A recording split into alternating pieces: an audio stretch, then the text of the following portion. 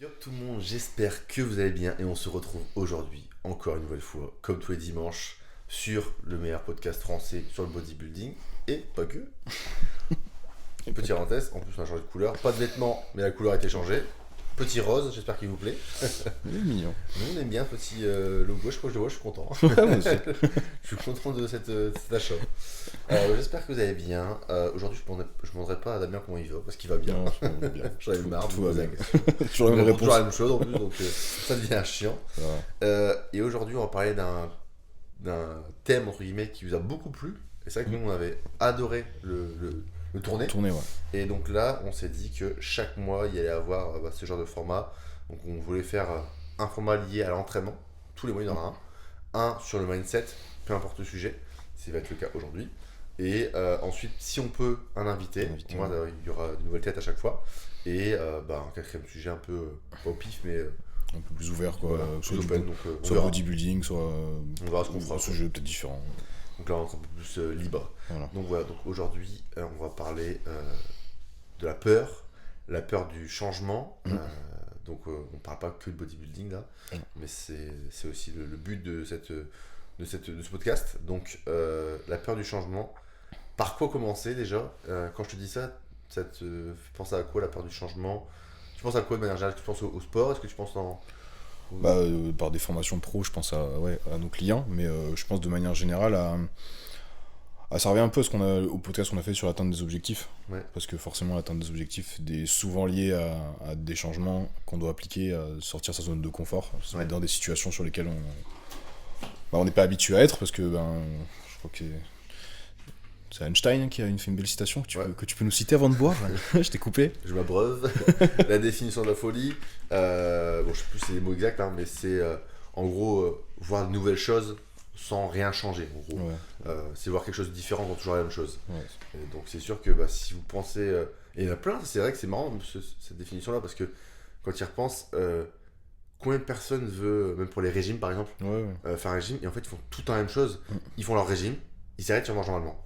Et ça, je comprends pas, j'ai maigri, après je reprends du poids, et ils refont la même chose. Et c'est la même chose, je sais pas, dans la vie amoureuse, parce que je repense à ça. Souvent, les gens qui sortent avec quelqu'un et qui ça marche pas, si tu regardes bien, leur prochaine copine ressemble vraiment, vraiment beaucoup à l'ancienne, tu vois. Et en fait, ils recherchent une fille qui est exactement comme l'autre. Forcément, ça marchera pas parce qu'en fait, elle est pareille que l'autre. Ça marche pas. Et c'est pareil pour tout en fait. Et c'est pour ça que là, on en parle aujourd'hui, c'est ça qui est. On va aimer en parler, mais le changement il est vraiment crucial en fait si vous voulez changer. Et, évoluer, et en plus, on parle pas de changement des fois radical. Non. C'est juste un petit changement, ça reste du changement. C'est ça. Et un petit pourcent chaque jour, je crois qu'on lit, marqué là aussi, mais un petit pourcent chaque jour, ça fait vraiment des miracles à la fin de l'année. Et c'est vrai qu'on en parlait la fois avec Damien, parce qu'il nous arrive des bonnes choses quand même. Et c'est vrai que moi, j'ai eu la chance ces derniers temps on va dire que les étoiles sont alignées et j'ai l'impression que j'avais beaucoup de chance, qu'il y a un petit ange au-dessus de ma tête. Et c'est vrai Damien m'a dit, et que c'est vrai qu'en y repensant, ah ouais, mais tu fais tout pour y arriver. Et tu as eu ces petits changements, même quand ça allait pas, je me suis dit mince, il y a des trucs qui vont pas en ce moment dans mon coaching, je fais pas assez bien. Et finalement, en fait, j'ai changé ça. Et j'aurais pu très bien rester sur mes acquis et me dire non, ce que je fais c'est trop. Non, c'est bon, je suis sûr ce que je fais. Et en fait, non, en fait, ce que tu fais c'est pas top. C'était bien, mais tu fais mieux. Et en fait, en se posant des questions et en changeant, tu te rends compte que finalement tu peux mieux faire. Et ces petits changements qui ont l'air insignifiants, ça a vraiment toutes ces répercussions. C'est vrai qu'on pourrait même parler de ça, mais la loi de l'attraction, c'est vraiment même lié à ça. Le fait de changer, voire faire quelque chose de positif, ça revient toujours à toi. Et moi, c'est vrai que je le remarque depuis que j'ai commencé ce sport et surtout dans ce métier, j'ai l'impression que tout s'aligne à chaque fois. Après, il y a des moments des fois plus difficiles que d'autres, je dis pas, mais c'est vrai qu'avec le temps, la tendance est quand même très positive et ce qui n'était pas arrivé dans le reste de ma vie, tu vois, même si j'ai pas une vie malheureuse, etc. Mais c'est vrai que je me suis rendu compte que depuis que je fais ce sport et depuis que je fais ce métier-là, j'ai l'impression de savourer encore plus la vie, que je fais des rencontres, même notre rencontre, par exemple, on s'entend merveilleusement bien, je viens à ton mariage, je suis ton témoin, genre alors qu'en soi on se connaissait pas il y a 2 ans, quoi. C'est fou, quoi. Mais les choses se mettent en place, tu peux boire, mais c'est vrai que les choses se mettent en place, et tout ça c'est lié à des petits changements qu'on a fait au fur et à mesure du temps. Je pense que les gens ont peur du changement et ont peur de prendre les décisions quand il faut les prendre, et malheureusement c'est ça qui souvent fait qu'ils passent à côté d'opportunités. Et les opportunités, malheureusement, ça se saisit ou ça se saisit pas. Et c'est vraiment, j'allais dire exactement ça, parce que tu parlais de décision et d'opportunité, et en fait, les gens attendent l'opportunité pour prendre leur décision, alors qu'il faut prendre une décision pour avoir des opportunités. Ouais, pour créer des opportunités. Ouais. Et en fait, sinon, il se passe rien. Souvent, je sais pas, pour le sport, même le travail, par exemple, on va dire, je sais pas, c'est quelqu'un qui travaille à McDo, donc je dénigre pas McDonald's du tout, hein, c'est pas ça, mais qui a une passion, parce que j'ai des amis qui ont vécu ça, et qui adorait travailler dans le sport, par exemple, et en fait, il dit non, mais là, pour l'instant, c'est pas possible, c'est un peu galère, je le ferai quand je serai posé. Et en fait, quand ils sont posés, je sais pas, ils rentrent dedans, ils rencontrent une personne. Il y a autre chose. Ouais, mais là, je suis en couple, c'est compliqué, on va acheter une maison, machin. Donc, il reste à McDo. Après, il y a un enfant qui arrive. Ouais, mais je le ferai quand il sera plus grand. Et en fait, d'un moment, t'as ton petit salaire et tout. Tu as plus envie de changer parce que.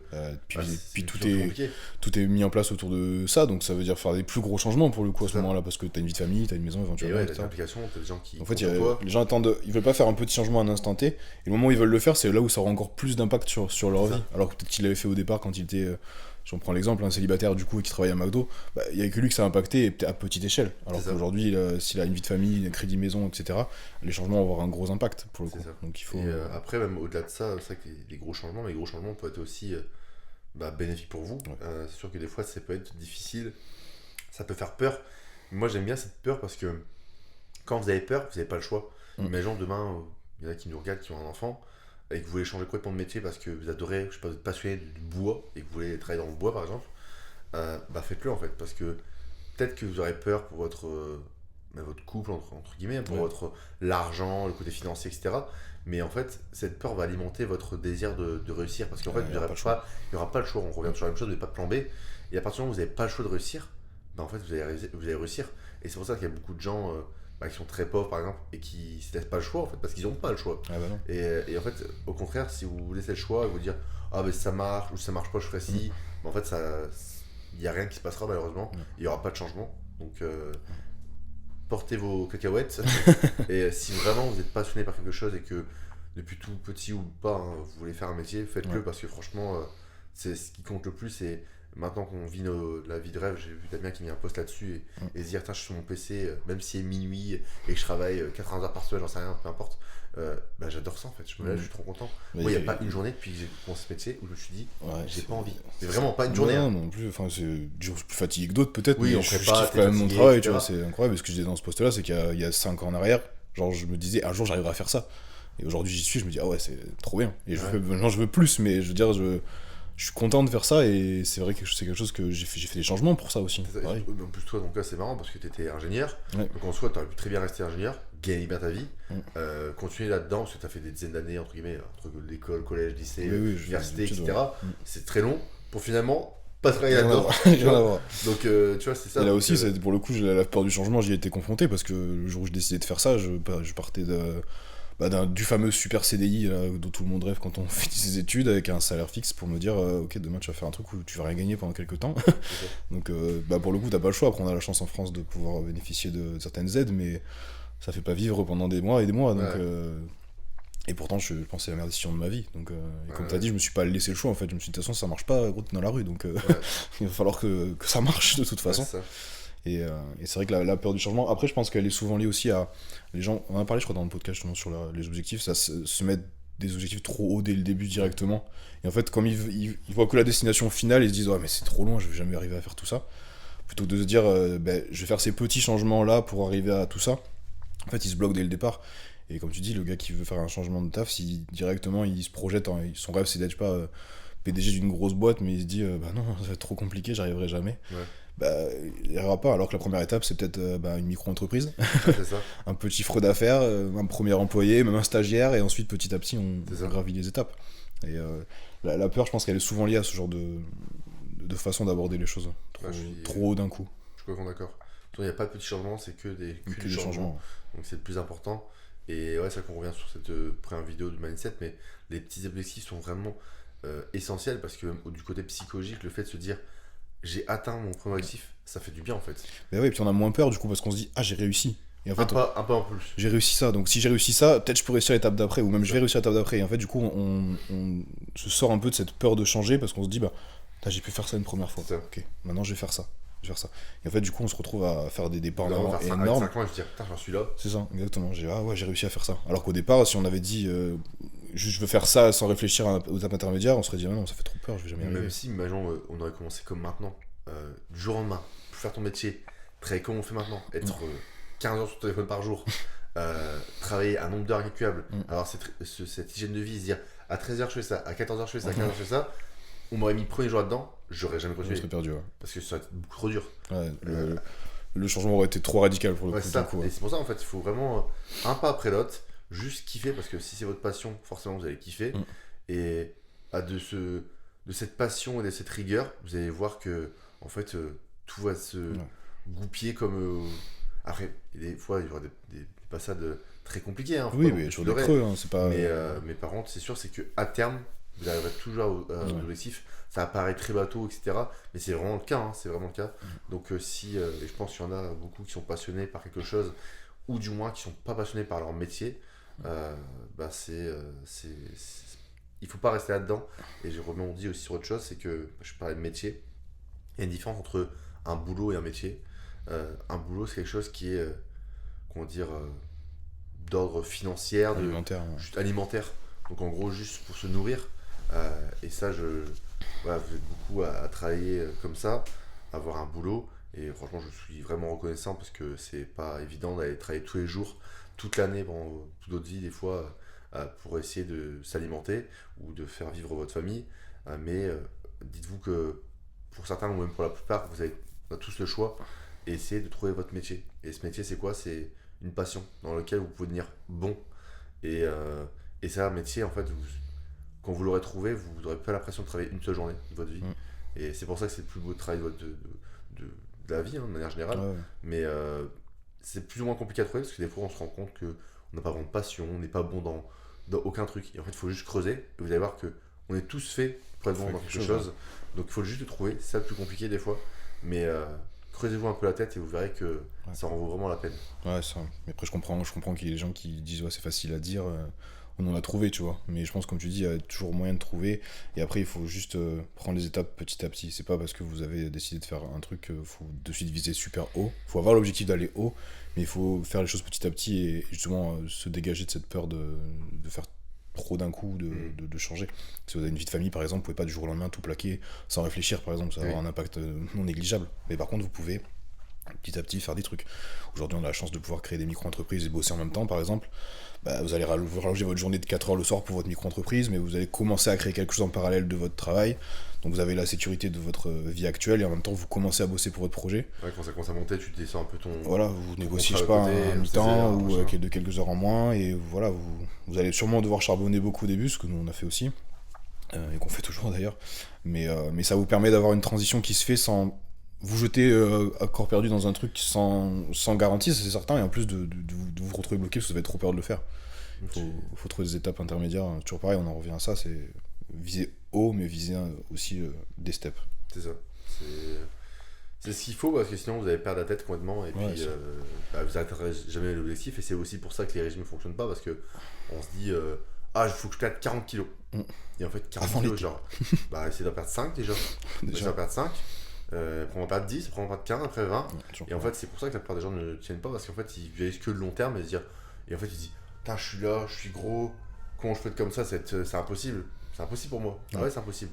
Parce qu'en fait, tu te mets des limites. Avant de commencer, tu te mets une limite. Et en plus de ça, tu vois un truc qui a l'air inatteignable. Vous avez peut-être pas fait ce poids depuis l'âge de vos 10 ans, j'ai rigolé. C'est vrai. Donc, peut-être que ça va être compliqué. Mais trouvez des objectifs intermédiaires et vous verrez que tout se passera pour le mieux. Je voulais rebondir aussi sur autre chose, mais on parlait peur du changement. Là, on parlait de tout ce qui était personnel, mais c'est vrai que quand tu as vie de famille à côté, ou même tes parents, etc., c'est plus ou moins compliqué parce qu'il y a une pression qui est un peu sociale. Ouais, on regarde les autres. Et souvent, cette peur, elle est. En fait, vous avez un peu peur au fond de vous, mais ce qui vous fait le plus peur, c'est vos parents, votre femme, votre mari, ce que les gens vont penser de vous. Et en fait, même moi, en l'ayant vécu, et je dis pas ça, entre guillemets, pour mettre la faute sur les gens qui l'ont fait, hein, même ma femme l'a fait, etc. C'est pas qu'ils croyaient pas en moi, mais en fait, ils avaient peur à ma place. Parce qu'en fait, leur peur, n'est pas la mienne. Donc en fait, ils essaient de se voyaient pas faire ça, quoi. En fait, ils pensent que c'est impossible pour eux. Parce qu'en fait, ils sont pas passionnés par le même domaine que vous. Et parce qu'ils ont pas la même ambition. Parce que voilà. Et c'est respectable. Mais n'écoutez pas ce qu'ils vont vous dire et leurs peurs. Parce qu'en fait, leurs peurs ne sont pas les vôtres. Et tout stress extérieur va juste s'ajouter au vôtre. Et c'est vraiment pas quelque chose qui va être bénéfique, bien au contraire. Et c'est vrai que moi, je dis souvent, mais si j'avais écouté ma famille, mais en général, j'aurais jamais fait ce métier-là. Et je leur en veux pas du tout, hein, c'est normal, parce que je pense qu'ils avaient juste peur pour moi. Mais finalement, c'était la meilleure décision que de pas les écouter et me dire ok, vous avez peur, vous pensez que je vais pas réussir, vous allez voir que je vais y arriver. Et donc voilà. C'est vrai que c'est souvent ça. J'ai été confronté à la même chose. Ma famille, non, parce que pour le coup, j'ai de la chance. Je dis à chaque fois, mes parents sont extraordinaires. Donc, même quand j'ai pris cette décision un peu bizarre, on va dire, ils m'ont soutenu. Mais j'ai plein d'amis qui n'ont jamais compris. Et du coup, j'ai plein d'amis qui se sont éloignés. Mais pourquoi je quittais un CDI garantie imaginaire là, d'une vie stable et de crédit maison, de machin, tout un tas de schémas qui sont ancrés dans la vie sociale des Français, même des gens de manière générale. On pense que parce qu'on a un CDI, tout s'ouvre. Aujourd'hui, ça ne veut plus rien dire du tout. Et du coup, pourquoi je quittais ça pour me retrouver au chômage quelques mois et monter une entreprise dans un domaine où j'étais pas expert. Et les gens comprenaient pas. Heureusement, comme toi, que je me suis pas fié à ça, parce que c'est la meilleure décision de ma vie jusqu'à maintenant. Et si je l'avais pas fait, je pense que je serais toujours dans mon petit boulot d'ingénieur. Peut-être que je serais épanoui plus ou moins, mais à mon avis, même pas à 50% de ce que je suis maintenant. Ou un peu frustré. Bah ouais, je serais sûrement peut-être content parce que j'aurais dans un nouveau projet, mais je sais qu'aujourd'hui je suis tellement content dans ma vie de tous les jours, dans mon travail, que je sais que j'aurais jamais été aussi bien que maintenant en faisant ça. Donc la pression sociale existe, malheureusement c'est un fléau, parce que les gens seraient un peu plus ouverts d'esprit et un peu plus dans le soutien que dans le jugement, on aurait moins ce genre de choses. Mais il faut arriver à se blinder un peu, c'est pas évident, vraiment pas. Je pense qu'il faut mentalement, il faut arriver à se verrouiller, mais c'est salvateur, parce que sinon on fait rien du tout, quoi. Ouais, faut en prendre à laisser, et plus à laisser qu'autre chose. Des fois c'est bienveillant comme tu dis, parce qu'ils ont peur pour nous, donc c'est leur façon à eux de nous dire qu'ils s'inquiètent, mais en même temps il faut pas transposer, quoi. On n'est pas eux, ils sont pas nous, et on n'a pas, comme tu as dit, la même passion, les mêmes objectifs. Et peut-être qu'eux sont satisfaits de rester là où ils sont aujourd'hui, et tant mieux, parce que c'est important aussi, mais nous, si ça nous satisfait pas, on va pas rester pour faire plaisir aux autres. Faut pas faire plaisir aux autres, parce que on n'a qu'une vie, et combien d'entre vous, peut-être, ou entendu, dire si j'avais su, j'aurais fait ça. Et en fait, non, moi, c'est franchement. Et ça, que tous les parents, mais tout le monde, vraiment tout le monde dit ça. Et quand j'entendais ça, je me suis dit, mais pourquoi ils le font pas? Et en fait, je me suis dit, c'est horrible comme vie de se dire, si j'avais su. Après, on a tous des petits regrets des fois dans la vie, mais en fait, tu peux pas te dire, je passe à côté du boulot que j'aime pendant 40 ans, par exemple. Et se dire, en fait, je suis passé à côté de ma vie, parce que c'est vraiment, moi, le truc que je perçois, et que tous les parents, tous les copains, en fait, ils sont toujours en regret, et je me rends compte que leur vie était un peu un regret. Je dis pas qu'ils sont malheureux, mais ils sont pas vraiment heureux. D'amertume. Ils sont pas épanouis. Mais en plus de ça, aujourd'hui, je pense qu'il y a beaucoup de gens qui nous écoutent qui ont peut-être moins de 30 ans. On est dans une époque où maintenant c'est facile de changer, de se reformer, de se créer des opportunités. On peut faire tout, on a accès à tout. Je veux dire, tu prends tout ton ordinateur tous les jours pendant un mois, tu te formes sur un truc et t'as appris des choses. T'es pas un expert. Voilà, t'es pas un expert, mais t'as appris des choses. Donc il y a des opportunités partout. Le digital permet de travailler dans plein de domaines qui n'existaient pas. Donc autant que nos grands-parents, autant que nos parents soient restés dans des métiers qui n'étaient pas forcément leur métier de prédilection parce que fallait travailler à l'époque et on avait moins d'opportunités, je peux le concevoir. Même si c'est triste en termes de concept, mais je peux le concevoir. Aujourd'hui, franchement, on a tellement de possibilités. Tu peux tout faire, on prend ça et tu crées une micro-entreprise et tu fais, du conseil de vie, du conseil, peu importe, tu peux faire plein de choses. Il y a énormément de métiers, il y a même des métiers où des fois je me demande pourquoi ils existent. Mais on peut faire plein de choses, donc on a moins d'excuses, si ce n'est de se mettre des barrières, comme tu l'as dit, par la pression sociale ou des barrières soi-même parce que on n'ose pas ou on a peur. Mais les prises de décision, elles sont importantes et aujourd'hui on peut faire trop de choses sans avoir du coup ce fameux si j'avais su. Et au pire, moi je me suis dit ça quand j'ai commencé, je me dit ça marche pas, je ferai autre chose. Mais au moins j'aurais essayé. Si mon coaching n'avait pas pris et que je serais resté un an sans gagner un rond et je me serais dit retourne faire l'ingénieur, fais autre chose, j'en sais rien. Mais j'aurais essayé, au moins je me serais pas dit si j'avais su. Si j'avais su, non, je l'ai fait. J'ai la chance, ça a marché. Mais je m'étais déjà dit dans une configuration en me disant si ça marche pas, tant pis, je vais pas regretter de pas avoir testé. Ouais, c'est surtout ça. Là, c'est pas dit ça marche pas, j'ai ça. Non, si ça marche pas, je ferai autre chose. Ouais, je ferai autre chose, tant pis. Mais j'ai toujours un diplôme, j'ai toujours ça et je peux toujours faire un autre travail. Donc, c'est ça. Donc, il Il faut y aller, Il je faut, pense mettre vraiment sur 100%, parce que si vous n'êtes pas à 100%, ça marchera pas. Non. Surtout comme l'a dit Damien, ça se peut, vous avez un boulot, vous allez devoir faire ça en plus au début. Ouais. Donc c'est clair que si vous écoutez dire ah non, je suis mon 35 heures à côté, j'ai pas envie de travailler, je suis fatigué, bah c'est sûr que vous n'arrivez pas à vouloir c'est faire pas votre mal. nouvel objectif. Mais par contre, si vous vous donnez les moyens de travailler, pas compter les heures, etc., au début du moins, dosif sans doute, mais pour commencer, il faut lancer quelque chose, ça prend du temps. Et c'est même des fois décourageant parce qu'on peut travailler pendant des mois, des années sans que ça prenne. Et d'un coup ça explose. Et je prends l'exemple aussi des musiciens par exemple, des DJ, des mecs comme je sais pas, DJ Steak, les mecs qui font ça pendant 6 ans. Il n'y a pas un son qui bouge. Et d'un coup il y a un son qui passe, il y a un gars qui kiffe et puis qui remet sur une plateforme. Et après ça démarre de là, il y a un gars, un rappeur ultra connu qui l'apprend. Et après ils font une musique ensemble et c'est parti. Mais c'est là dans beaucoup de domaines, hein. Tu parles de DJ, les chanteurs c'est pareil. Combien de rappeurs par exemple ont rappé dans des caves pendant des années jusqu'à ce qu'ils fassent un son un jour qui passe sur Skyrock et comme Jul et tout, on doit Jul, mais gros il a fait des milliers de sons. Ça fait 10 ans qu'il rappe dans sa cave, dans sa chambre, donc c'est des choses qui sont... Ça peut prendre du temps, mais il faut le faire. Si en plus de ça vous faites quelque chose qui vous plaît, vous foutez de passer 5 ans à bosser pour bosser. Bien sûr il faut quand même qu'il y ait un peu de financier qui rentre, mais vous pouvez très bien faire 2 boulots. Même moi, ça j'allais dire, enfin, au pire si vous arrêtez un boulot, même vous prenez un boulot dans un fast food ou autre, un petit boulot qui ne demande pas forcément de diplôme, et vous faites ça en mi-temps, au moins vous pouvez survivre. C'est pas non plus payer votre loyer, vos trop bien, mais payer votre à côté, juste alimentaire. Et au moins à côté, vous commencez à développer votre passion et vous allez voir que ça va un peu s'équilibrer et vous pouvez commencer à travailler. Moi, c'est vrai que moi, j'ai fait le coaching en salle, j'adorais ça. J'ai voulu lancer mon coaching en ligne, même un peu avant, mais mon coaching en salle a monté. En ligne, ça a monté progressivement et au bout d'un moment, en fait, ça s'est un peu chevauché. Et je me suis dit, ok, qu'est-ce que je fais? Soit je reste comme ça, mais ça me plaisait pas parce que j'étais moitié-moitié. Soit je me suis dit, ok, je vais faire ça parce que il y a l'hygiène de vie que j'adore, je peux voyager dans le monde entier, etc. J'avais pris les plus et les moins, et je me suis dit, ok, le coaching en salle, j'arrête. On va développer donc, ça. D'un coup, je perds de l'argent, je me suis dit, je perds de l'argent, mais par contre, je me mets à fond là-dedans. Donc j'ai perdu quand même pas mal d'argent d'un coup, mais je me suis dit, pas le choix, je me mets à fond dans le coaching en ligne, et c'est ce que j'ai fait. Et je regrette pas du tout. Maintenant, j'ai une vie où je peux me lever à l'heure que je veux, même si bon, je me lève tôt, voilà, je me lève tôt, mais si je veux, je peux voyager quand je veux et gagner de l'argent. Je peux faire une sieste dans la journée si je veux. C'est des trucs tout bêtes, mais en soi, je peux le faire. Il y a une qualité de vie qui est différente. Une qualité de vie qui est différente et surtout pas de stress, parce que moi j'ai bossé aussi après dans le même secteur que Damien, et aller au boulot avec la boule au ventre, avoir un patron sur son dos, etc., c'est compliqué. Et puis là, comme j'ai dit, je peux bosser n'importe où, n'importe quand. Après, bien évidemment, parce que là on parle que des points positifs, on travaille tous les deux 7 jours sur 7, toute l'année, quasiment. Parce que Damien il fait une fois des vacances par an. On parle d'une fois par an dans des vacances. 2 semaines. Moi, j'en ai pas fait du tout l'espace de 4 ans. Même quand je partais en vacances, je travaillais. Donc voilà, c'est le point positif. Mais par contre, il faut pas oublier que 7 jours sur 7, c'est non-stop. Le téléphone, il est toujours là. Là, si j'aurais mon téléphone, je viens de voir juste trop de notifications en plus depuis juste le début de ce podcast. Donc voilà, et là, je parle pas des réseaux ni rien, je parle que des messages. Donc ça s'arrête jamais. Donc voilà, pour s'appuyer sur notre sort. Mais il faut se dire aussi que vous attendre aussi à ça, c'est que si vous vous lancez dans une passion, il y a aussi des points négatifs, c'est normal, il faudra dealer avec, faire avec, et puis voilà, en tout cas, vous allez voir que c'est tellement passionnant qu'on se rend même plus compte que c'est quelque chose de mauvais pour nous, et souvent c'est notre famille. Moi je sais que c'est mon cas, au bout d'un moment j'ai tellement travaillé que c'est mes parents qui me disent bon Vincent tu travailles un peu trop, et j'ai comment on appelle ça, l'exemple.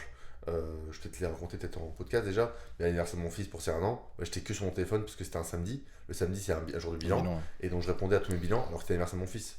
Et la mère m'a dit en fait t'as pas décroché un mot parce que tu répondais à tes bilans quoi. Et je m'en suis même pas rendu compte. Donc j'étais présent, mais mon cerveau n'était pas là. Donc pour dire que voilà, il faut faire attention parce que on a tendance à plus avoir aucun équilibre parce qu'on veut performer dans notre métier et devenir le meilleur et kiffer. Sauf que des fois ça peut nous aller à l'encontre de ce qu'on veut et pas forcément être très heureux. Donc il faut vraiment faire attention parce que quand vous allez trouver votre métier, pas votre boulot, là vous compterez plus les heures et des fois ça peut être un peu trop. Mais en tout cas c'est toujours pour votre bien évidemment. Non, il faut le faire. Mais après même si là on parle de cas d'entrepreneur, mais même si votre métier de rêve, vous travaillez pour un patron, dans tous les cas faites les changements nécessaires pour être bien. Si vous avez travaillé pour quelqu'un mais que vous kiffez ce que vous faites, kiffez ce que vous faites. Si vous voulez bosser, être ingénieur pour Microsoft, c'est votre délire. Si vous voulez même si je sais pas, votre rêve c'est de travailler à McDo, travailler à McDo, pourquoi pas monter en grade, directeur, n'importe. Tout est faisable. Peu importe ce que vous voulez comme objectif. Dans tous les cas, on a dit au début, c'est faut se lancer, prendre des décisions et se blinder par rapport à ce qu'on peut vous dire autour et tous les jugements qu'on peut éventuellement avoir. Je pense que c'est ça, parce que la seule limite que tu as, c'est que tu t'imposes. Ouais. Pour finir, je pense, je finirai avec ça, mais je prends l'exemple de mon grand-père, parce que pour moi, c'est sans doute mon plus bel exemple dans ma vie. Et il était à Carrefour, il travaillait dans un rayon, vraiment chef de rayon, comme on peut le faire maintenant. Hein. Donc vraiment, on pourrait dire, ouais, c'est un métier de merde, mais sauf qu'il en voulait. Donc il a bossé plus que les autres, il a fait voir qu'il voulait monter. Il a fait après chef de plusieurs rayons, il s'est occupé, il était responsable de plusieurs secteurs. Après, il était sous-directeur du Carrefour, avec les années, hein, je parle. Ouais, sûr. Directeur de Carrefour de son Carrefour. Après, il s'occupait de directeur France. Donc là, c'est devenu le plus gros directeur de Carrefour France. Après, c'est lui qui a exporté au Brésil. Et c'est lui qui est devenu Carrefour Brésil. Et donc, c'est devenu un emblème, un cadre chez Carrefour. Donc là, on parle des plus grosses têtes de Carrefour. Et tu dis, de base, il était dans un rayon. Il mettait un rayon. Donc voilà. Donc après, je dis pas que c'était faisable encore maintenant d'aller dans un rayon et finir directeur. Non, mais c'est une trajectoire qui est un exemple. Voilà, il y a des choses qui sont possibles. Toujours pareil, il a fait des étapes intermédiaires avant d'arriver à peut-être ce qu'il aurait envie de faire au début. C'est ça. Et voilà. Donc faut pas lâcher. Je dis souvent, ça paraît bateau, mais c'est vraiment le cas. Il n'y a pas de solution miracle. Maintenant, on attend toujours la solution miracle. Qu'est-ce qu'il faut faire? Mais je pense que le mieux, c'est y croire. Parce que vous n'y croyez pas, ça n'arrivera jamais. La discipline, donc fixez-vous, pourquoi pas un agenda à tenir, des horaires pour lesquels vous devez travailler là-dessus, vous levez tôt, avoir une hygiène de vie, un rythme, c'est très important pour vous coucher et vous dire je suis content de ce que j'ai fait, je suis fier d'avoir tout fait. Et ça c'est vraiment super important. Et ensuite travailler juste avec amour et vous allez voir que tout va fonctionner et être patient peut-être pour finir. Saisir les opportunités. C'est ça, saisir les opportunités et dites-vous bien une chose, c'est que si vous les prenez pas, il y en a un autre qui le fera. Oui, de toute façon, quelqu'un le fera. Donc voilà, tout simplement. Voilà. N'ayez pas peur du changement, du coup. N'ayez pas peur du changement, juste pour ça. C'est pour conclure. Une vidéo pour ça.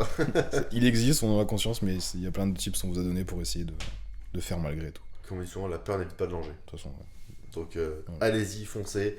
Et si on a pu, on va dire, raisonner ou motiver quelqu'un, juste une personne de par ce podcast, ça me fera plaisir. Mission accomplie. C'est ça. Donc voilà, des fois il faut un petit déclic, on le sait. Et si ce déclic ça peut être cette vidéo, ça sera avec plaisir, on sera très content de vous aider. Donc voilà. Si vous avez des questions, si vous voulez parler dans les commentaires ou nous donner des petits thèmes, pourquoi pas pour le prochain mindset, n'hésitez pas, nous on adore ça. Donc voilà, j'espère que ça vous a plu. En tout cas moi comme toujours. C'est des thèmes que Damien on parle de manière générale, donc en soi c'est plus dur que ça, on va juste mettre la caméra loin et filmer. Mais nos idées. On devrait faire un vlog et on pose la caméra. C'est vrai. Et on verrait que c'est pareil. C'est la même chose. Faut qu'on mange en même temps et tout, mais c'est la même chose. Mais voilà, donc on espère que ça vous a plu. Nous on se voit dimanche prochain. On vous dit bye bye. Bonne semaine. Et à la prochaine.